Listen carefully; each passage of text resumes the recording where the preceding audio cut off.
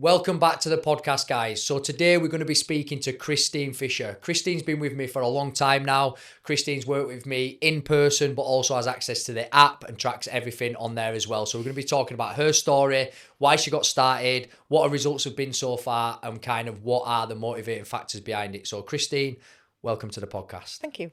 So Christine, one of the first questions, as you well know, it's not scripted, is we go back to why did you join?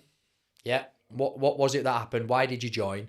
Was it a transformation? Obviously, I'm aware that you knew Sam, etc., etc. And what did that first step feel like? So I'd seen the First You project, knew a few people locally, had seen what they'd achieved on it. Emma, was that Emma? Yeah, Emma, yeah. Linda, Linda. A couple of others. Should remember Linda. She was on the billboard. She was on the original billboard. She was. Leah had signed up. I'd seen it. Yeah, of course. Leah, I'd seen it advertised on Facebook. So I'd said to Sam at work, "What's this You project about?" And she kind of went, "I don't know. You'll have to message Joe." So I messaged you, got a bit more information about it, then got cold feet. Oh, what am I doing? My God, I've never been in a gym. What am I doing? Talked to Leah about it, and then literally slept on it. And on the Saturday morning, clicked the button, signed up, and then went, "Oh my God, what have I done? What have I just done?" Signed up and we started Monday. Yep. Right, cool. And I think I messaged you and said, "This might kill me." And then took that leap on the Monday night, totally out of my comfort zone. I'd done a bit of kettlebells before, but nothing other than that. Never been in any gym doing any kind of weight training at all. And I guess the rest's history from there. The rest is history, yeah. And so as I remember, obviously, I knew you from the prison. Yep. I didn't know you well. I didn't know you very well. Obviously, but I knew you were. I knew your husband. Obviously, I was aware that you were Sam's counterpart. You were working quite closely with Sam. So I knew you was. You'd messaged again. Obviously, I knew Leah was on it, so I knew kind of you'd get on. And then, I just remember you messaging, and I remember it was a bit of an odd message. It was like, I've signed up, but it was very defeatist. It was like, no expectation. I've signed up, but it might kill me. I don't know if I can do it. It might not be for me, but I'm going to give it a go. Yeah. And that was kind of... I remember those first 12, 16 weeks, the number of times that I said, I can't do that. I can't do sit-ups. I can't do back squats. I can't do this. I can't do that. Yeah. And every time you said, just try. Even if you only do one, you only do two. And we built it up from there. Yeah. And again, thinking back, like, who was in your group? You? There was me, Leah, Georgia, Vic, Chandler, Mark, Sam, Andy. Yeah, good group. Did we have an eighth or did we start with 7? I can't remember now. I think we might have started with 7. It was a good group. You better all. We did start with 7 because if you forgot someone, I'll get hammered. No, I think we started with 7. Yeah. And it was a great group, and it's been a great group since. It's morphed, it's changed. Maybe it's you. Met some brilliant people along the way. Yeah, and I think, thinking back to that group as well, look at the dynamics. Obviously, you got Mark, big personality, good guy. Sam, big personality, again, good guy. Andy turned out with his dry jokes. Yeah, Andy turned out to be quite a big personality as well. Then you've obviously got Leah, you've got Georgia. Was Madeline not in it? No, I think Maddie joined after that first, like on the second or third programme. No, I think Maddie was on the original You project, but she might not have been in that group. Yeah. It might have been when she just met Charlie. She might have been madly in love. Yeah, maybe, I can't remember. Yeah, I remember obviously Leah, Georgia. Yeah, cool. So obviously you sign up, you come up on that first Monday. Talk to me about coming up on that Monday, because people are going to be like, I spoke to Lee Stevens recently. Yep. He came on and did the podcast, and he was like, I was dead nervous. I nearly turned back, which you probably wouldn't expect from him. But for someone like yourself that's not been in a gym, you was massively overweight at the time. Talk to me, what was that feeling coming in on the first night? I guess I didn't have massive anxiety because I was coming with Leah. From the minute I left the house, we travelled together. Yeah. So I had that kind of comfort blanket of somebody that I knew. But walking in, not knowing what to expect, it was huge. Yeah. Huge. Yeah. I think, and Leah's a big character as well, isn't she? Funny. So I think it definitely does help if you know someone, or someone who's been on that similar journey. And obviously that's why I put a big emphasis on community. I put a big emphasis on people from the in-person meeting the online meeting the in-person, you guys coming together as a group, bringing new people into the group. A lot of the time it's people you already know, because Cumbria is quite tribal, but it's about them understanding that you are obviously coming in, you have got the support of other people, nobody gets any special treatment, and it's just a matter of get your head down, work hard, and as long as you're getting your head down and working hard, that's good enough. Do you know, it's not about who can do the most, who can do the best, whether you back squat, whether he goblet squats, whether he's doing body weight. It doesn't matter as long as you're working hard. We're not going to have people that come in and take the piss kind of thing. We don't do that. No, not in our group. Not anymore. But talk to me then. So you joined up. It was for initial. Was it 16 weeks back then, or was it 12? 16. 16. So what did you weigh when you came in, and what did you weigh by the end of the 16? Oh, I can't remember. 20 stone when I started. What did I weigh at the end of the 16 weeks? I don't know. I think I'd lost just over 2 stone in the 16 weeks, I think. I want to say it was 2 stone. I think it was something like that. Stone. And once you've lost that 2 stone, do you start to believe then, potentially I can do it? Or was it the feeling that kept you coming back? Was it the results? Which was it? So I think at that point, I'd lost about 5 or 6 years before that. I'd gone to Slimming World and lost just about 3 stone. So at that point, I'm thinking, okay, so I've lost 2 stone doing this. I enjoyed it. I enjoyed the 3 hours a week. I enjoyed training with the people. I enjoyed doing something different. I enjoyed the structure that the app gave underneath that, the steps, the calories, the education. It's massive, isn't it? I speak about it all the time. Obviously, I help some online coaches now with regards to their business development, let's say.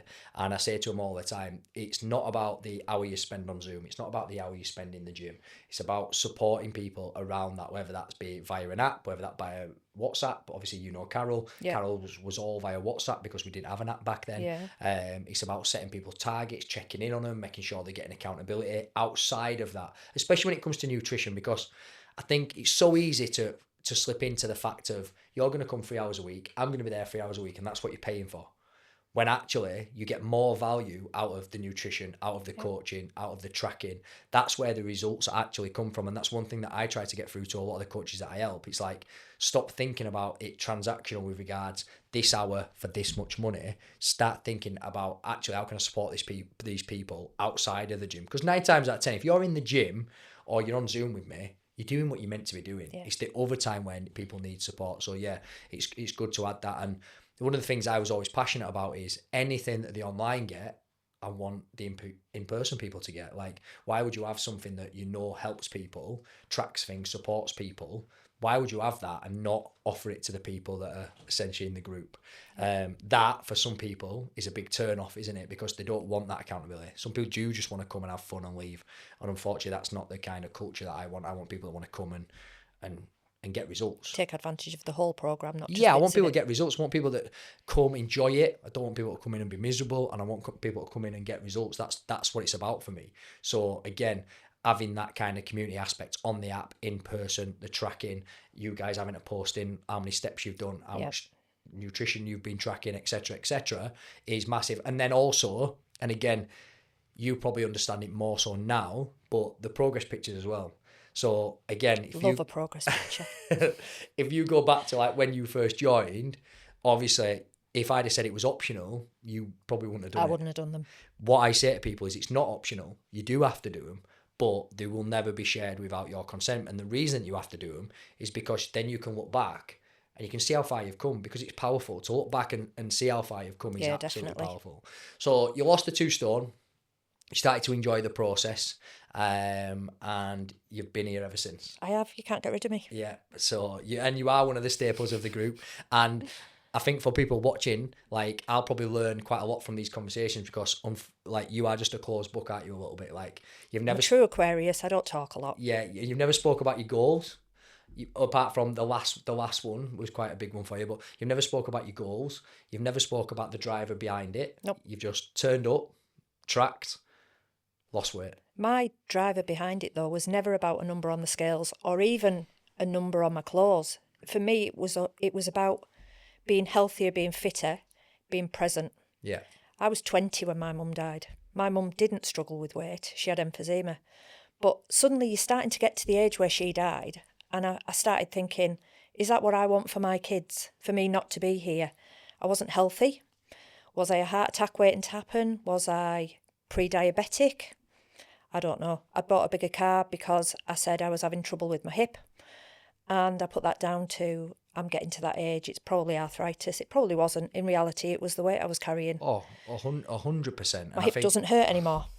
And I think, and the thing to kind of recognise as well is, like, when you just came in now and we were chatting with Dan, Dan's obviously the kind of the man and the brains behind the camera. So when you were chatting with Dan, and Dan was like, "Oh, well, what do you mean?" And I had to show him your transformation, because people have no idea, like, someone's journey. So when people say, "Oh, I was nervous," or "I couldn't do it," or blah blah blah blah, they might look now and be like, "Well, what do you mean?" And people have no kind of concept of the fact that you was 20 stone when you started. So the weight was definitely playing into kind of your quality of life. And one of the things I very rarely, and I spoke about this on one of the other podcasts, I very rarely lean into the "you will live for longer," because we don't even know if that's true, because anything can happen.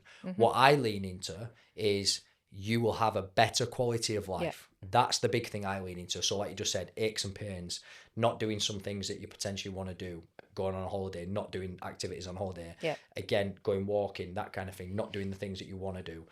Clothes, so you don't feel comfortable. That's then going to impact the way you show up at social events, the way that you interact with people at social events, work, and just generally, like you say, setting an example to the kids as well. Like you say, you've got kids, I've got kids, majority of people that I work with have got kids, so it's about setting the example to them as well. So it's funny how everyone's got these different drivers, but some people will vocalize like, I would have never known that.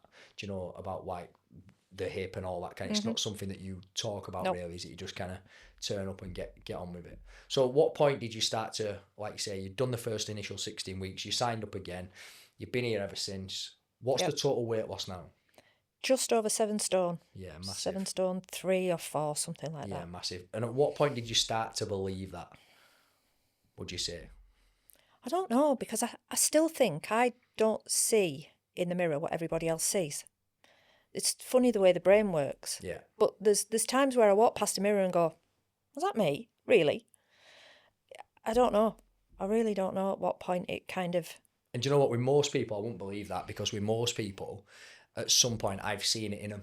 I've watched them and I've gone, bang, they've got the bug. Whereas with you, because you are quite a closed book, you just come and you just do.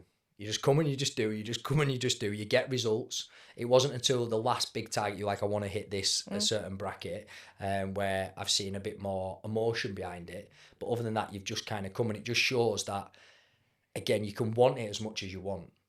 But if you're not doing the work, it isn't going to happen. These people that talk a lot about wanting it and wanting to make a change, you've got to be consistent behind the actions, and that's one thing you always have. But you've also got to be honest with yourself. Big one. And it's no good sitting looking at the app or looking at the scales and going, the scales have gone up. Well, how's that happened? When actually you know by the food that you've eaten. Yeah. So you're either not tracking properly, or you're over tracking and you're not moving enough, and the scales go up. Yeah, and that again, and you often, I've said to you many times, haven't I, inside the app or in private, where I've said it's great having you in the studio, because you are that voice of reason. People won't take that from me, really, because they think that they don't understand that I've got all the data in the world. I know exactly where it's happened. I know exactly where they're not tracking, where they are tracking. I know exactly what they're tracking wrong. I can see everyone's MyFitnessPal data. I can see when they're avoiding it. I can see when they're not trying in the sessions. But they won't generally take that from me. Whereas you've always had that opinion, haven't you? You've always been gone, yep, scales have gone up because I ate all them biscuits. Or we went out for tea, or I had to take away, or whatever. Yeah, and I think that's always been the reason that you've continued to get insane results, is because you've always owned it. You've never, I can't ever think of a time where you've kind of lied about the amount of effort you've put in, the food that you've had, the takeaway, the holiday, any of it. But again, like I say to people, even when you've been on holiday, you've come back and it drops back down. Yeah. Why? Because you're honest and you get back to it. This year more so than any other time before. This year, holiday was probably about a £5 gain, I think. We went to the gym on holiday, got my steps in every day. I had a gain on the scales. I'd had more flexible eating, came back, and I think within a week or 10 days it had gone. Yeah. It's never been like that before. Yeah, and it's taken me 2 or 3 weeks to get rid of it before, but yeah. And it's crazy to think, as again, going from like, how many steps do you reckon you were doing per day when you first joined up? Probably about 3,000. And it's crazy, for me, I put that post up, didn't I, when we'd been out for food the other day? Because with me, like, obviously, you guys are busy. I'm trying to get you results. Online's busy. You never I will never let people sit on the laurels. Like I will always push people like, what are you doing now? Where are we going to next? Blah, blah. And you never see it. But when you think you've got someone who's 20 stone, 3,000 steps a day, and now they're going all day, going to the gym, walking, you're talking about flexible eating, which is, again, it's not about overeating, it's not about undereating. It's about being conscious of your decisions and making decisions like, do you know what? I really want that. So I'm going to have it. And then on days where you go, do you know what? I'm going to have my protein. I'm not going to go too mad on the sugar and the carbs. And that is just like two different identities, isn't it? And I've done that throughout, you know. It makes me laugh when I see people posting about, I'm going out in 2 weeks. Can I see the menu beforehand? Can I look? What should I choose?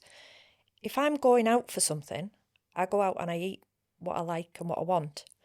Understanding that that might have an increase on the scales, but knowing that in the next few days I can kind of focus on target and get that back off. Yeah, it'll come off, and it's getting people to come away from that. Like I said, obviously, you know, Gemma, it was kind of this Gemma effect. So I ended up with a lot of people that came in from the diet culture. And don't get me wrong, it was absolutely wicked. Like getting to know Gemma's transformation, the amount of people that came with Gemma, but it wasn't my normal clientele.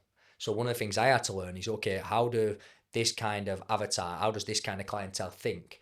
And it amazed me how much emphasis to put on the scales, because obviously, because I'm coming from a fitness perspective, and obviously you'll probably think like that now, and we're talking body composition, we're talking, have you got fatter? No, right, so you've got more glycogen, more water, and it'll come back off. But I probably wasn't ready for the amount of motion that people had on the scale. Yeah. And again, it took me a while to get my head around and support people and give them enough support and have enough awareness around it to go, actually, like this kind of clientele, they obsess over the number on the scales. They do obsess when they eat out. They don't understand that there's no such thing as a good or a bad food. Like it's all just fuel. It's all just fuel, and some are more calorie dense, some are more nutrient dense. And again, if you're having the calorie dense stuff, you want to manage portion size. If you're having the nutrition dense stuff, the portion size is not that important. So again, it's just getting people to understand that. So if they do go out, it's like, if you're going out, and you'll often see me say, if you're going out once a month, go and have whatever you want. Yep. Don't get me wrong, if you're eating out 7 days a week because you live or work in the city, then you have to start thinking about your nutrition. But if you're only eating out once a month, yeah, you don't need to look at the menu. You just go and order whatever you want. Just same as if you have one salad a month, you're not going to get abs. Salad? What's that? So, like I said, what has been the biggest kind of take home for you? Has it been clothes? Has it been your fitness? Has it been your mindset, emotions? What has been the biggest kind of win from the whole kind of process? Clothes, I've got one in mind. Clothes has never bothered me that much. What number's on the label doesn't bother me that much. I think my underlying routine, my mental health, the steps for me isn't just about ticking a box on the app. Steps for me is my stress management. Yeah. It's my 1 hour quiet time a day. It's fresh air. It's grounding. It's just good for me. So some of that routine, the people I've met along the way, met some great people. I don't know, they're prioritising me a little bit. Yeah, and I think that's absolutely massive. And again, I can completely relate. We've spoke about it. Obviously, you know, Sam used to work with Sam closely. We've done Sam's podcast. Everyone's been waiting and dying to see it and dying to hear it. She actually went very, you'll know obviously probably more than most, and she actually went very like that to kind of encourage her to tell the truth, really. But again, one of the things that she used to say to me on the regular was, go off your personality juice and fuck off to the gym. Because exactly what that is. The gym for me, yes, at the beginning, it was about performance, playing sport. Then it was a little bit about ego, getting bigger and that. But the gym for me actually has given me everything I've ever needed as a young man to develop into a father, develop into a man, it's given me consistency, it's given me resilience, it's given me patience, it stopped me going on the piss back when I used to drink. It's given me everything. It gave me time to myself, got me comfortable with time with myself as well, which I think a lot of young lads and young girls like struggle with. They either want to be on social media or they want to go out as a group, and it got me really comfortable with like time with myself. And well, you'll see more so than everyone else now. Like I'll go sometimes like 2 a.m, having a busy family. I need that time to myself, and I understand that people that do end up emotional eating or emotional regulation through food, one of the reasons for that is they are giving way too much of themselves. And that's where we always come back to the same argument that I have with a lot of people. Is it selfish or selfless to look after yourself and go through a journey. Because I often will say it's selfless, because if you do that, you'll be a better partner, you'll be better at work, you'll be a better mother, you'll set a better example, and you'll be happier, and someone doesn't have to worry about your mental health. One of the things I just spoke about with Sam, when we spoke about Sam going to the gym, I want her to go to the gym, and it's a selfish reason. I don't want to be responsible for the fact that she's unhappy. I don't want to worry 12 hours a day being like, is my partner unhappy? How can I make her happy? Is she going to be okay for the kids? Is she going to support me? I don't want that stress. And that's why I'll always support her to do the things that she needs to do, because I do think it's a big part of regulation. And I think the people that I've met, especially since, like I say, Gemma and the diet culture that came with that, the people that I've met since then, that's what they don't do. And actually, a lot of them believe that people that do it, they're selfish. And that always blows my mind. Well, I worked out. So with the PT sessions, 3 a week, plus roughly an hour and a half of a walk each day for me, it was 10% of the hours in the week. It's crazy. And you kind of do it. Is it selfish to have 10% of the whole hours in the week just for me? I don't think it is. I definitely don't. But think it what is. I will say, and you know this, I don't buy into this feminist stuff. I don't believe in divide. I think we're all the same. But I do understand for a female and that kind of that instinct and that maternal instinct, you do find yourself, I suppose, with guilt and wanting to give more. But like you just said, you've actually sat and worked out the numbers. Yeah. It's 10%. Like, is it really? And also, it's that 10% that you're doing there that makes this maybe 90% much better. Yeah. So not only is it regulating you, but actually it's giving you a better relationship, because nobody, whether we like it or not, like we spoke a little bit about Sam's journey before, and you'll know about Sam's journey, and she had a period where she got really lean. Yeah. And she really buzzed off that. And I remember going to York, and she had the short shorts on. She was absolutely feeling herself, which is, again, not like her. And she was a pleasure to be around, and we had a laugh. But it wouldn't be my preference. But again, who am I to tell someone, especially someone that's so close to me, my priority is to support her to be happy. It's not about telling her she should do this or she should weigh more or whatever. And again, as a partner or even as a son, you want the people around you to be happy. Yep. And if that means they have to take 10% of time out of their day to do so, or again, another big thing for a lot of people is 10% financially as well, investing financially in yourself as well as the time. I think it is selfless. I think it's something everyone should do. Well, I think that's the other thing for me is I don't miss sessions unless I'm not here, do I? No, unless you're on holiday. And that's because I've paid that money out. I've invested in that. So why would I pay the money and then sit at home and go, oh, I can't be bothered tonight, I'm not going to go. So that's, even on days when I think, oh, I really could do without it, I'm like, nope, you paid the money, get up, get changed, get That's gone. quite old school, isn't it, now? And I think you could probably recognise that. Yeah. Because you've been in a group pretty much from the start, Yeah. and you'll have probably seen the people that come in. It blows. You've heard me say, like, and again, people that don't know me, I'm not being ultra ruthless here, but I don't take it lightly. I don't come from money. I don't take it lightly when people invest in me. And actually, do you know what? When people are investing in me and they're not getting results, I carry that a little bit. I care about people, and I care about my reputation, I care about results. And you've often heard me say, well, if you don't want to track calories, if you don't want to do this, you don't want to work hard, go join another PT. Yeah. And it isn't being harsh, it's just that at some point I'm super aware that then people will resent you. Yeah. And well, you had it with Leah, didn't we? Leah was absolutely smashed it, and she was very, very busy, had a lot going on. And I said the same to her, that if you want to come back after a break, come back after a break. But right now, you're right, I think it is the best decision for you, because at some point, if I didn't say that, she'd resent me. She'd look back and be like, oh, he just wanted my money. Yeah. And I would hate that. But also, as you know, it just, if you can't get that culture about results in a group, and you start getting 1 or 2, maybe 3 or 4 people that aren't tracking calories, it's so easy for that kind of culture to change. I don't feel like we've had that with our group.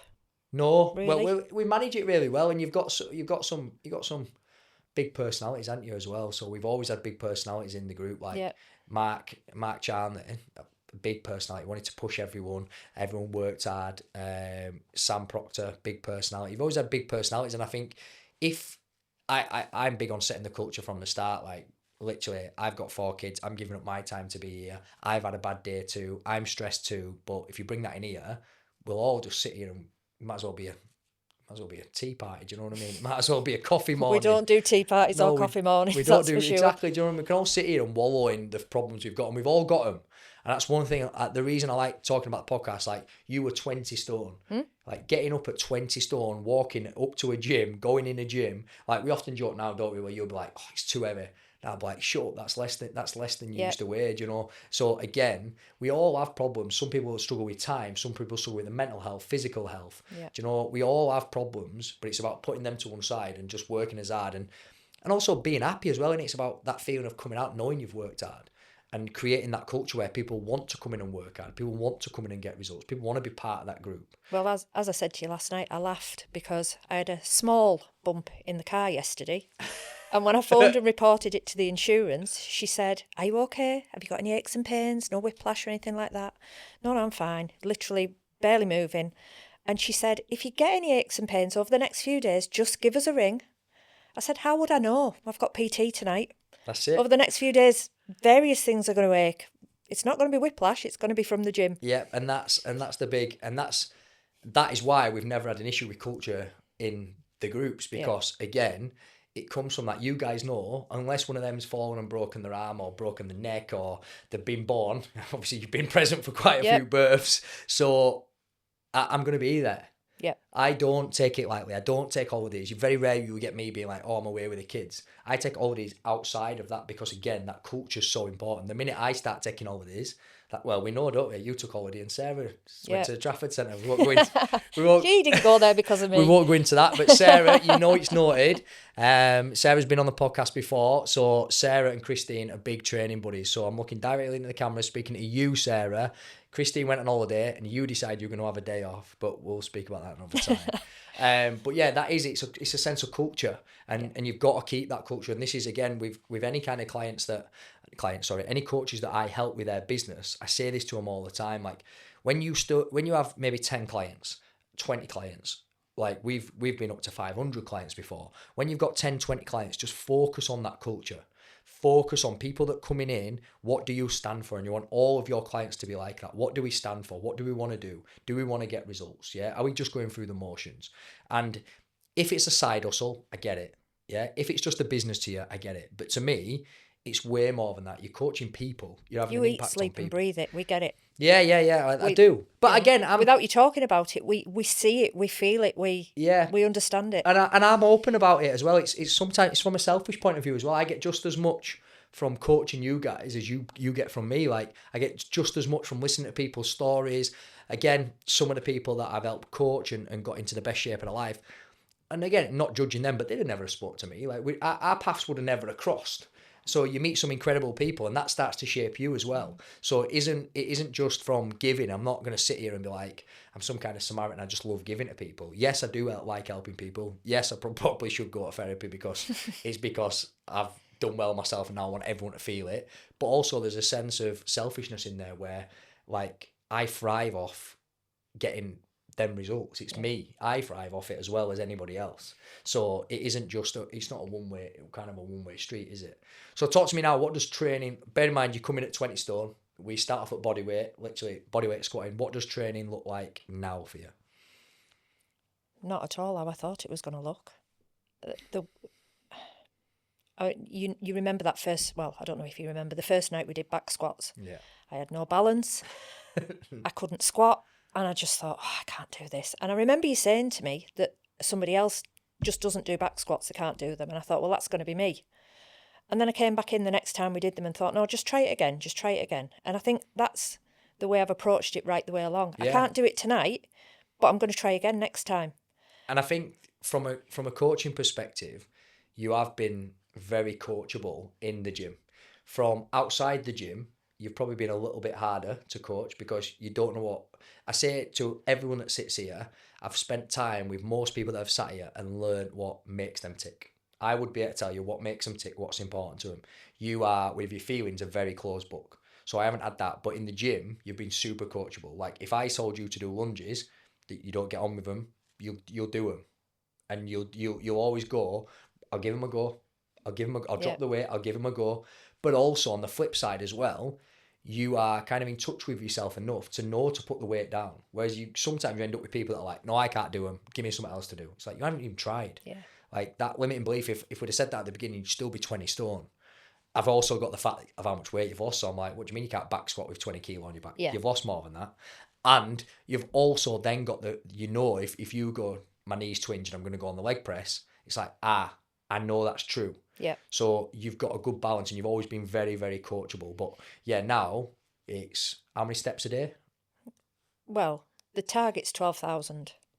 But you do it that regular. Yep. It just sometimes that'll be a weekly average with more on a weekend. Yeah.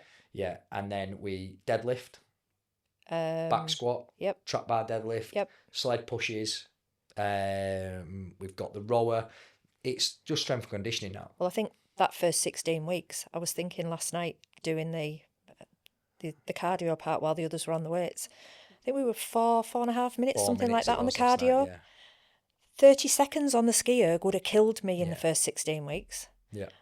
4 minutes last night, and I'm watching keeping a steady stroke rate throughout that and thinking, oh God, who am I? Yeah, not even trying. Like, and that's the thing. And it's the same. See, that kind of stuff for me, like, it kind of bypasses me because I'm like, it's a skill, anyone can do it. But the weight training for me is the big one. When I've watched yourself, Sarah, all these people go through it, just join because they want to feel better. They've no intention of lifting weights. There's no intention of getting stronger. They're just like, do you know what? I want to feel better. I want to take action. And then now they're like, when we talk about strength conditioning, you're back squatting, you're front squatting, you're doing deadlifts, you're doing trap bar deadlifts, you're doing carries, you're doing sled pushes. Like, these are what people watching, bearing in mind, a lot of people watching might have done the home program. Yep. This is things that people would find super intimidating. And you guys just come in, all right, you have your grumbles every now and again. But when you put the 24s out instead of the 16s. Yeah, but you're doing them on a weekly basis. Yeah. And for me, sometimes that, with regards, again, as we just alluded to at the beginning, it isn't about, I'm never gonna get someone and sit them down and be like, I can make you live forever. What I am going to say is, if you go on a proper strength and conditioning program, have good nutrition and good movement and mindset habits, you have a much better quality of life. And even for you guys, sometimes, like I say to your daughter, like, you'll laugh, like, we get some of the online people come up to the gym and like, I want to train with you. And then they come in and you're like, wow, I didn't realise these people would be so fit. Exactly the same with fit camp. People used to come to fit camp, they'd see some middle-aged people, they'd see some people in their 60s, they'd then see some, like, people that potentially didn't look like they went to the gym. They'd come in, and we've had people within 5-10 minutes being sick out the back because they don't realise, and I don't think you guys realise, how strong and resilient you are. And again, that's something that just happens over time. It comes from showing up. You can't build that. It's not like, again, taking nothing away from the weight loss. The weight loss you can manipulate. Yeah, you don't have to be fit to lose weight. You have to know what a calorie deficit is. But this stuff, you have to be resilient. Yeah, you have to build it over time. And I think that's the big thing with, especially with the group people, they come in just wanting to feel better. And then, like, if you look at Sarah now, who's going on holiday, she couldn't lose a pound. And now she's going away and she weight trains on a regular basis 3 times a week. Again, very rarely misses. Yep. Fair play to her. She did miss for the Trafford Centre though. And going away in the best shape of life, not thinking about, have I lost weight for my holiday? She's thinking about body composition, how much muscle she's gained, which is a completely different mindset to where she come in. She just wanted the scales to go down. I think that was the kind of light bulb moment for me 18 months ago when we went to Egypt. So when we've been on holiday before, I've been the one that's gone, leave me the bags, I'll sit here, I'll watch. I'm not doing that. I'm not going in the mud bath. I'm not going in doing whatever. And we went to Egypt and we went on a boat trip. This was going to be, do you know when you just said before about getting out walking? Yeah. This was going to be mine when you did the scuba diving. The snorkeling. Snorkeling on a marine reef. I've always loved marine fish, and to be snorkeling with seeing them in their natural habitat was just amazing for me. Yeah. And I got back on the boat and thought, wow, what have I missed out on all these years when I've not been doing? When I've said I'll hold the bags, I'll sit here, I'll wait. Missed out on a lot. Yeah, and that is, so for people watching, depending on what order these go out in, we've just been speaking to Leanne. And with regard to Leanne, we've just been talking about physique and getting in the best shape of your life and potentially bodybuilding. That doesn't do it for me. Yeah, that's not my drive, that's not my passion. Mine is working with Gen Pop, that is mine. But it's for moments like that. For me, it's not the number. Yes, of course we have to get the number on the scales. Like, you come in at 20 stone, of course we've got to let you lose weight. Of course we want you to be healthier. But for me, it's for moments like that, because it is, people miss out on so much. Or even worse, like we go back to what you alluded to before about actually paying for a gym membership. It absolutely blows my mind, and I find it so hard to watch, hence why I'm so vocal. You know, I'm so vocal about it. I'll tell people.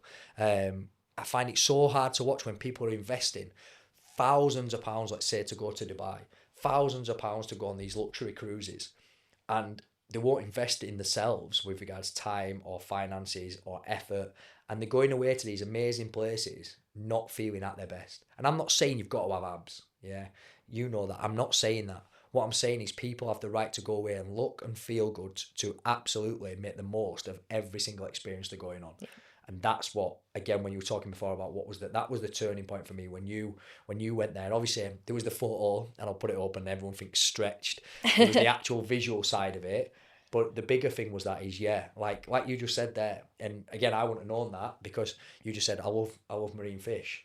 Well, how mad is it that just because of, and I'm not saying it's easy, I'm not here to say that losing weight's easy or getting someone to be consistent is easy, because it's not.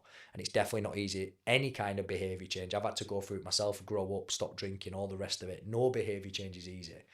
But it pains me when what people are missing out on.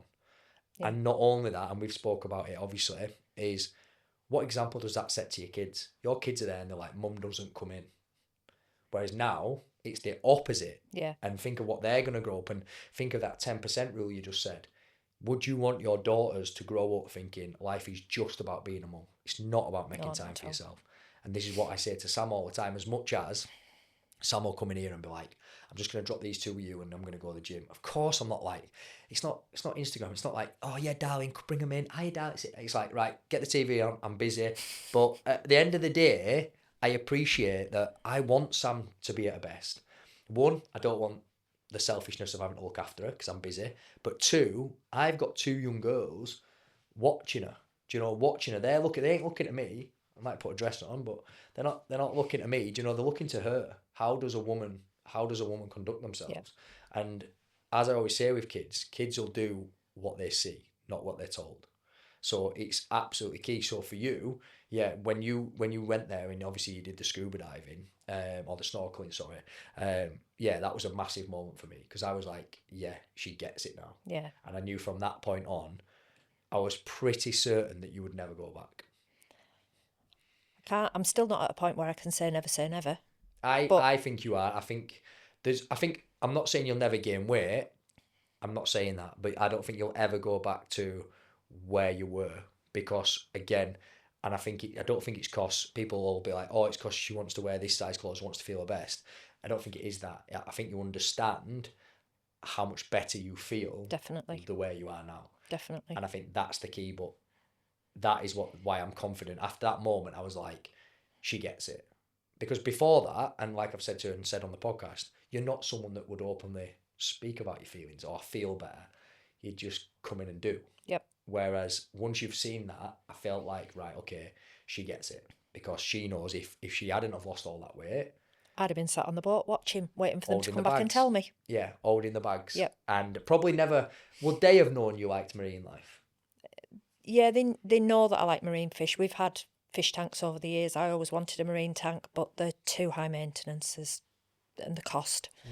But to be able to go and snorkel and see them in the wild was just amazing. Yeah, and absolutely amazing. And again, that's painful, isn't it, for potentially your family to sit there knowing you'd want to be in, and you're not, just because you're emotionally regulated through food. And again, I'm not taking anything away from saying it's that easy, because it isn't easy.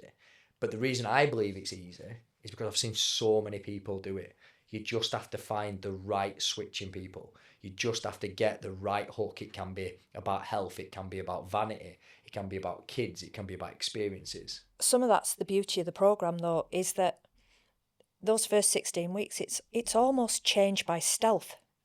It's lots of small little changes that you don't really notice along the way. Yeah. So by the time you're at the end of the 16 weeks, your steps are embedded, your eating better's embedded, just by ticking off the boxes each day from the day you start. Yeah. And again, I always say, like, I didn't make this thing up. It comes from a book called Atomic Habits. And when I read Atomic Habits or listened to it the first time, I felt like he'd been watching my life. I was like, that's how I live. Like, that is literally, like, if I want to take supplements, I do it after brushing my teeth, because I'm going to brush my teeth every morning. So the next thing will be, if my supplement's there, I'm going to do it. And when I read it or listened to it, I was like, that is how I'm going to develop my program. And that was like 16 years ago. I also recognised that people needed it. People don't need beasting in the gym for an hour. Like, actually, that's the least thing. I'd rather keep you guys on the app and do a Zoom call and let you train by yourself than train you and don't do any of the outside stuff, because people need the accountability outside of it, and they need the habits outside of it, because just training isn't going to be enough to get you into the best shape of your life. And you're right, we literally focus on one thing at a time, because I go back to the same thing. You've been a manager, you're a manager now. If you've got a member of staff that can't do 4 things, you wouldn't give them 7. Nope. So when people come in and they give you a calorie goal, they give you a protein goal, they give you a carbohydrate goal, a fat goal, a fiber goal, they tell you to do X amount of steps, like, for you to be at a place where you're really unhappy with regard to your weight, your lifestyle clearly isn't a healthy one, right? So to try and change it all at once, it's just stupid, eh? You're going to feel overwhelmed, yeah? 90% of people on a health and fitness journey quit due to overwhelm. Overwhelm. Which was never the case with this. I think, especially for you, I won't say you came in with low expectations, but you came in with right, I'll do it and see. Came in with low expectations of me, I think. Yeah, but I think you were just as well. I think it worked for you as well, because I think if you'd have come in with high expectations, I think you'd have got overwhelmed. So you came in with, right, I'll just show up, I'll do it, I'll do what's on, because you never... I'll show up and I'll do what I'm told. Yeah, and you did outside as well, like outside the gym. You never, if you didn't do your steps, you'd say. If you had foods, like you say, a takeaway, a meal out, whatever, you'd say. But again, it's all about the thing that you came in and you just did. And Alex Hormozi, like one of the guys that I like, really fanboy, he talks about it all the time, and he says all of the time, he always says, confidence doesn't come from shouting affirmations in the mirror. Confidence comes from having an undeniable amount of evidence that you are who you say you are. And that's what you did. You just came in and you built the evidence. I'll do this many steps, I'll track this much food, I'll do this many workouts, and I'll just keep doing it till eventually you believed it. Yeah. And then suddenly it's like, yeah, I am who I set out to be, or who I wanted to be, or probably not even neither. You probably just thought, right, this is who I am now. And then I can do it. Oh, of course. I can do it. The thing is about it all, though, and again, I know people find it hard to believe, everybody can. Everybody can. But not everybody believes that they can. Yeah, that's the issue. And that is where, again, everyone who comes into my program's like, you never once doubted me. I'm like, well, why would I? I know everybody can. And most people, again, we won't go into your private life, but most people have done things. They've got a mortgage. They might have multiple mortgages. They've got a promotion. You're a manager. It's the same skill set. Again, Keely was in your group, who we both know. When Keely first come involved, she had a lot of weight to lose. But I said to her right at the beginning, I don't have to teach you anything. All I have to do is give you the accountability to put all of the things you've got, resilience, consistency, development, all these things that you've already got, you're just putting them into a different place. You just have to take them and put them into yourself. Yeah? If you show up for yourself like you showed up for your daughters, if you show up for yourself like you show up for work, you show up for your partner, you show up for your community and you help out with the rugby, if you just put that much time and effort into yourself, you will get results. It's not rocket science, but it's convincing people that potentially have some guilt, some shame, some trauma in and around food, training. They've got this identity of someone, they identify as someone that's overweight and can't get in shape. It's getting them people to just pause for 16 weeks and give themselves enough energy, give themselves enough attention, give themselves enough time. Because if they do that for 16 weeks, I am 90% sure if they're in the right group with the right environment, they will completely change their lives. Definitely. It's just getting them to pause. Cool. So to wrap it up, what would you say to someone that is thinking of joining in the same position as you and is on the verge of investing in themselves? Just do it. Small steps. Nothing's outfacing. You can do it. Yeah. And what would you say to someone that has done really well, just like you have, and I don't think you've ever been unsure about joining back up. I think you've always just joined back up, joined back up, joined back up. Currently, can't imagine what life looks like without it. So Yeah. you still don't get rid of us yet. Yeah. So again, what would you say to someone that maybe is going through a bit of a down? I don't think you've really had a full phase where things haven't gone well either, have you? You've just had. I've had blocks where I've not lost a lot of weight. And back to what we talked about at the beginning about the importance of the photographs. Yeah. There was one particular earlier this year where I looked and I thought I'm exactly the same weight as I was last Christmas, but look at the difference in the pictures. Well, So and that comes from going back to what I was saying about the strength training. yeah. So while in my head I've had a block where I've kind of stayed still and not achieved anything, actually look at the pictures. Yeah. Because the pictures tell a different story. 100%. 100%. But let's say you've got someone who maybe is in that position and they haven't took pictures. What would your advice to them be? For what? So you've got someone very similar to yourself. Yep. They're coming to the end of a block with anyone. It could be with me. It could be with another coach. It could be on their own. They've maybe not got what they thought they were going to get. What would your advice to them be? If they're in that position, umming and ahhing about giving up on a journey, maybe.